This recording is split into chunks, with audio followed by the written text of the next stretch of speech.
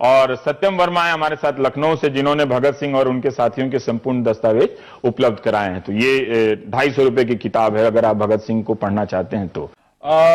सत्यम हमारे साथ लखनऊ में है। सत्यम, मैं आपसे जानना चाहता हूं कि भगत सिंह की क्रांतिकारिता और उस पहलू पर तो बहुत जोर है, ठीक है। आप जब ये किताब छाप रहे थे तो बहुत सारी किताबें पहले से भी छपी हुई है और इसमें आप काफी परेशान हैं इस बात से कि भगत सिंह को एक आइकॉन तक में सिमट दिया गया है, ठीक है, कि सिर्फ वहीं तक वो सीमित नहीं है, बहुत यहां भी बात हो रही है विचारों की लेकर। लेकिन क्या आप उसकी कुछ झलक दे सकते हैं क्या कि वो कौन से विचार हैं? अगर कोई आज का नौजवान जो स्टार्टअप में बिजी है, जिसे लगता है कि जो राजनीतिक नारों में बिजी है, और उसे भगत सिंह की ये बात अगर बता दी जाए, वो चाहता भी है भगत सिंह को, तो फिर वो गड़बड़ा जाएगा पूरा वो अपने वो रास्ते से।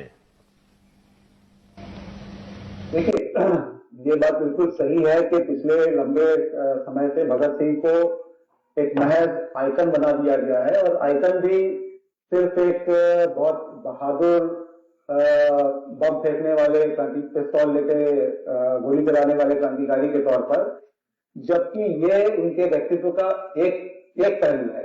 अगर सिर्फ यही होते भगत सिंह तो ऐसे और भी बहुत सारे क्रांतिकारी थे।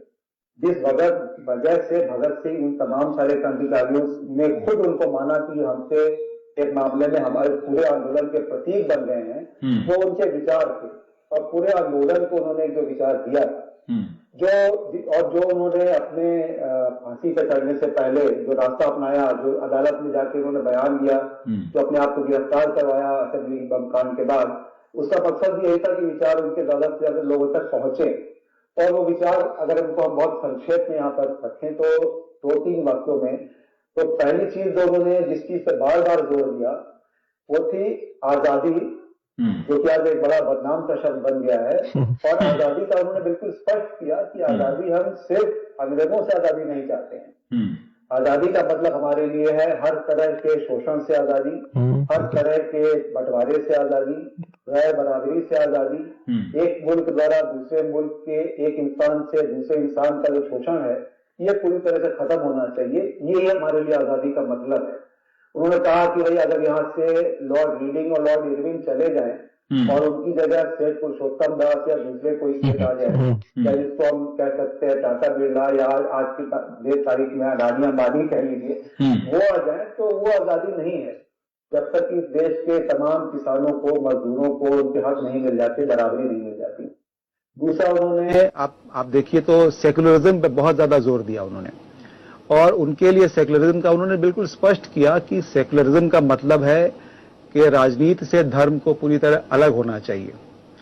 उन्होंने जाति के सवाल पर अलग से लिखा, तमाम तरह के, और उन्होंने कहा कि जो जाति का सवाल जिस तरीके से लोगों को बांटने के लिए इस्तेमाल किया जा रहा है, उस वक्त उन्होंने ये बात कही थी जब ये चीजें शुरू हुई थी, जब इन चीजों को लेकर उस तरह की चेतना अभी नहीं थी। और हमारे राष्ट्रीय आंदोलन में भी जो चेतना जितने प्रखर रूप में नहीं थी, उससे कहीं ज्यादा रूप में हम देखते हैं कि उस 22-23 साल के नौजवान ने इस पर बहुत ज्यादा जोर दिया। रास्ते के सवाल पर उन्होंने बात रखी। उन्होंने कहा कि बम और पिस्तौल किसी देश में इनकलाब नहीं लाते, इनकलाब की तलवार विचारों की शान पर तेज होती है।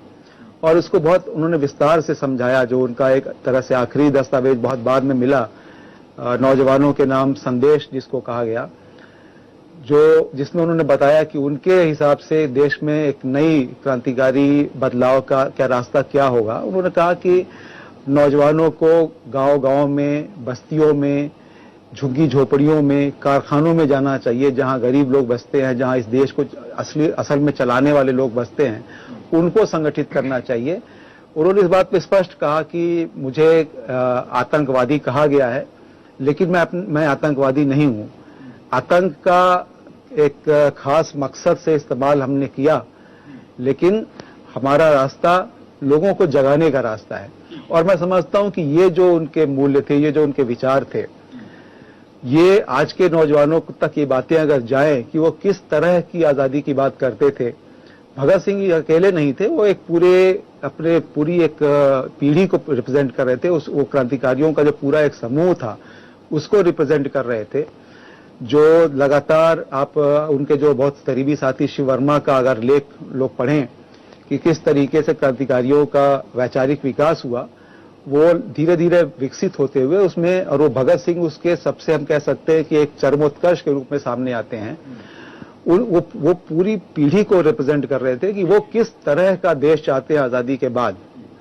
तो वो अगर लोगों तक पहुंचाया जाए कि तो लोग खुद समझ में, हमें बताने की जरूरत नहीं है, लोग खुद समझ जाएंगे कि ये तो वो देश नहीं है।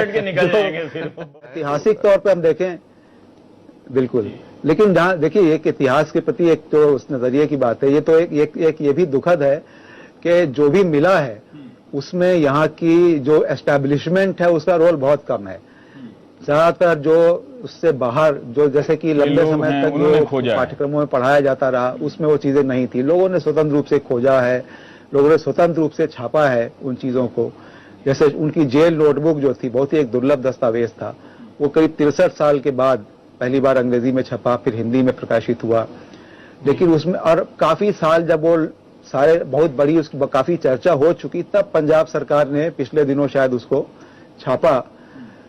तो इस और बाकी और सारे दस्तावेज आपको गांधी बाग में 48 खंड में मिल जाएगा, लेकिन भगत सिंह के दस्तावेज नहीं मिलेंगे, लाइब्रेरीज में भी जल्दी नहीं मिल पाते। एक मैं यहाँ सत्येंद्र साहब, हम जानना चाहते हैं, पीयूष यहाँ बात कर रहे हैं कि आज के लड़कों के लिए आप कुछ और भी इसमें जोड़ सकते हैं क्या? उनकी व्यक्तिगत पहलू, जो उनके लेखन और राजनीतिक सक्रियता से अलग की जो चीजें हैं। नहीं, बिल्कुल, देखिए एक पहली बात जो सो अक्सर जो हम जब किसी क्रांतिकारी का नाम लेते हैं, उनकी बात करते हैं, तो एक ऐसी छवि आती है कि जैसे कि वो बिल्कुल कोई शुद्ध बुद्ध सा, एकदम अपने विचारों, वतन के प्रति समर्पित, और कोई उसके मन में कोई विचार नहीं है, कोई उसकी अपनी कोई जिंदगी नहीं है, कोई जिंदा दिली नहीं है। ऐसा नहीं, आप बल्कि आप शिव वर्मा की किताब है संस्मृतियां, जिसमें उन्होंने चंद्रशेखर आजाद, भगत सिंह, सुखदेव, राजगुरु वगैरह के बारे में बहुत खूबसूरत संस्मरण लिखे हैं। वो मतलब आप देखेंगे तो ये सारे ही लोग इतने बेहद जिंदादिल, जीवंत, और तरह तरह के, मतलब जितने वो लगातार खतरों में जीते थे, लगातार आशंका में थे, लगातार और बहुत बहुत ज्यादा सक्रिय रहते थे, उसके बावजूद मनोरंजन के लिए, एक दूसरे के साथ हंसी मजाक के लिए, जैसे भी बात हो रही थी, फिल्म देखने के लिए बाकायदा चंद्रशेखर आजाद से मिले हुए खाने के पैसे में से चुरा के, और बाकायदा भीड़ में धक्का मुक्की करके, ये जिम्मेदारी भगत सिंह की ही होती थी कि वो जरा तगड़े आदमी थे तो हाथ जाके ले आते थे टिकट। या जैसे कुछ एक बड़े दिलचस्प किस्से उन्होंने उसमें दिखाए हैं कि भगत सिंह खाने पीने के, पंजाब के आदमी थे, खाने पीने के शौकीन व्यक्ति थे। तो आगरा में जब बम बनाने का इनका कारखाना चल रहा था, तो बहुत ही चारों तरफ सख्ती थी, और एक छोटी सी कोठरी में सारे लोग रुक के वहां पे बम बनाने का प्रशिक्षण ले रहे थे। उसी बीच में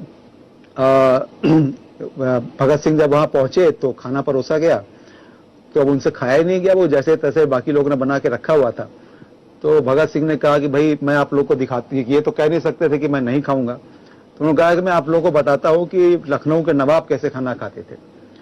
और फिर उन्होंने बड़ी अदा से उसका एक छोटा सा निवाला तोड़ा, फिर बहुत अदा से उसको घुमाते हुए दाल की तरफ ले गए, फिर उसको छुआ पिलाया वगैरह वगैरह, काफी समय लगाया।